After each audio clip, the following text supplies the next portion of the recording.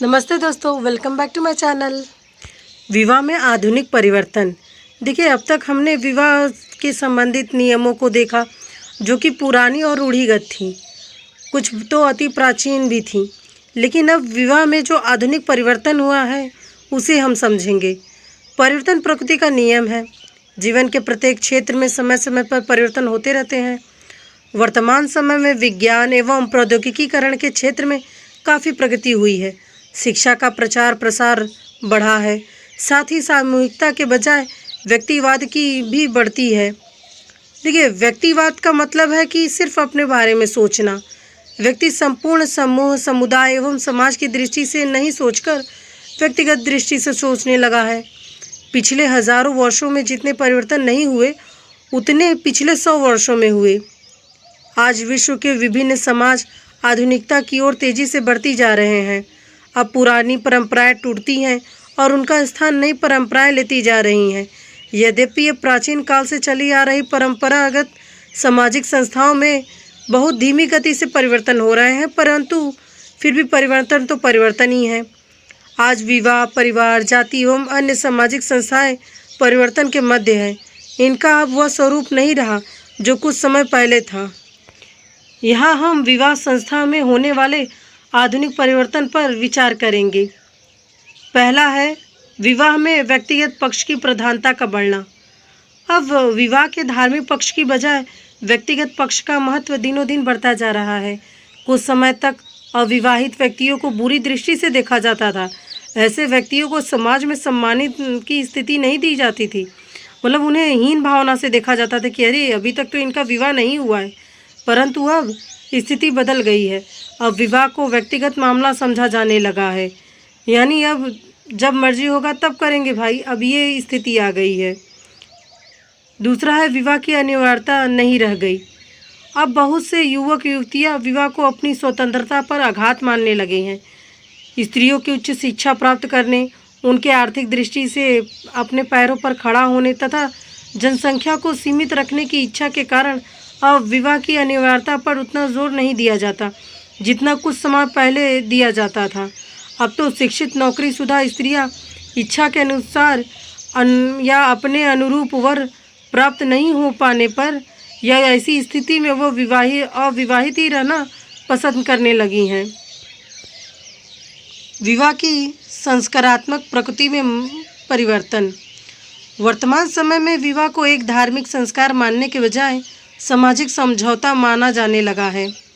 औद्योगिकरण, नगरीकरण एवं पश्चिमीकरण के कारण वर्तमान में विवाह की धार्मिक या संस्कारात्मक प्रकृति का महत्व घटता जा रहा है और इसको एक समझौते के रूप में सब समझने लगे हैं।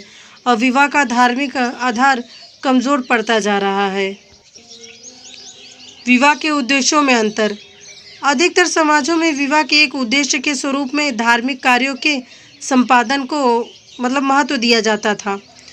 हिंदू समाज में तो विवाह का प्रथम उद्देश्य धर्म या धार्मिक कार्यों की पूर्ति ही माना गया है, परंतु अब रति या यौवन इच्छाओं की पूर्ति एवं संतान उत्पत्ति का विवाह के प्रमुख उद्देश्यों के रूप में महत्व दिनों दिन बढ़ता ही जा रहा है।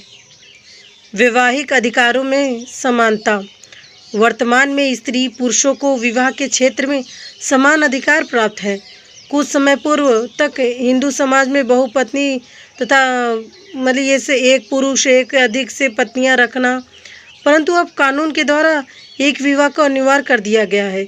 अब कोई भी हिंदू एक पत्नी के होते हुए दूसरा विवाह नहीं कर सकता है। इसी प्रकार विवाह विच्छेदन के मामले में भी पति पत्नी को समान अधिकार दिए गए हैं। बाल विवाहों का घटना एवं विलंब विवाहों का बढ़ना। शिक्षा के बढ़ते हुए महत्व एवं समय समय पर दहेज नहीं जुटा पाने के कारण ही विशेषतः लड़कियों के विवाह की आयु बढ़ती है। अब प्रवृत्ति विलंब विवाह की ओर बढ़ती ही जा रही है। यानी कि अब जो पहले की बच्चियों के या बाल विवाह ये सब होते थे, अब वो बंद हो गए हैं। अब बच्चियों को पढ़ाया लिखाया जा रहा है और विलंब विवाह किया जा रहा है। दहेज या वर मूल्य प्रथा का बढ़ना। आज की इस समय भौतिकवादी युग में व्यक्ति के मान सम्मान या प्रतिष्ठा का एक प्रमुख आधार धन हो गया है।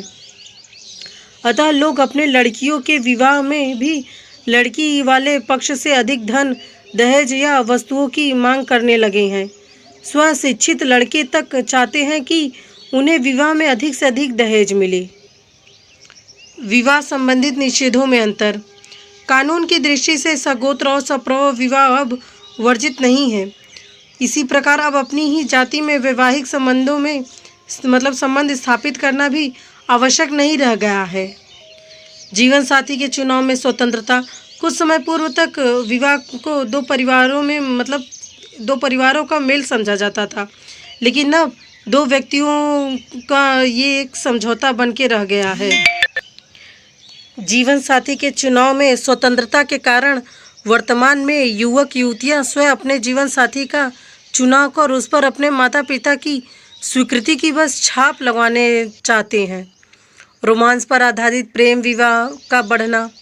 वर्तमान में लड़के लड़कियों के एक दूसरे के संपर्क में आने के अवसरों के बढ़ने से उनमें रोमांस पर आधारित प्रेम पनपने लगा है। परिणाम स्वरूप प्रेम विवाह भी होने लगे हैं। यद्यपि ऐसे विवाह नगरीय क्षेत्रों में शिक्षित लोगों तक ही सीमित है। ऐसे विवाह के प्रति समाज में सहिष्णुता या उदारता के दृष्टिकोण पनपने लगे हैं, यानी लोग इसे अब धीरे धीरे अच्छा मानने लगे हैं। अंतरजातीय विवाह। वर्तमान में भारत में अंतरजातीय विवाह की संख्या दिनों दिन बढ़ती ही जा रही है। विवाह के रीति रिवाजों एवं विधियों में अंतर। अब लोग विवाह से संबंधित परंपरागत रीति रिवाजों और विधियों को अनावश्यक समझने लगे हैं। अब विवाह का सरलीकरण होता जा रहा है। अब एक ही दिन या कुछ ही घंटों में विवाह संपन्न होने लगे हैं। अब बड़े शहरों में होटलों और शादी घरों में विवाह प्रबंधन होने लगा है। समय के अभाव के कारण आजकल वैवाहिक विधियों के संक्षिप्तीकरण एवं सरलीकरण प्रवृत्ति दिखाई देने पर लगी है। इन सभी कारणों से स्पष्ट है कि बढ़ते हुए औद्योगिकरण, नगरीकरण, पश्चिमीकरण, शिक्षा के व्यापक प्रसार, स्त्री आंदोलन, धर्म के प्रभाव में कमी, रोमांस पर जोर तथा विवाह संबंधित कानूनों के उदार होने आदि कारणों से विवाह का परंपरागत स्वरूप बदल रहा है। उसमें अनेक परिवर्तन आ रहे हैं।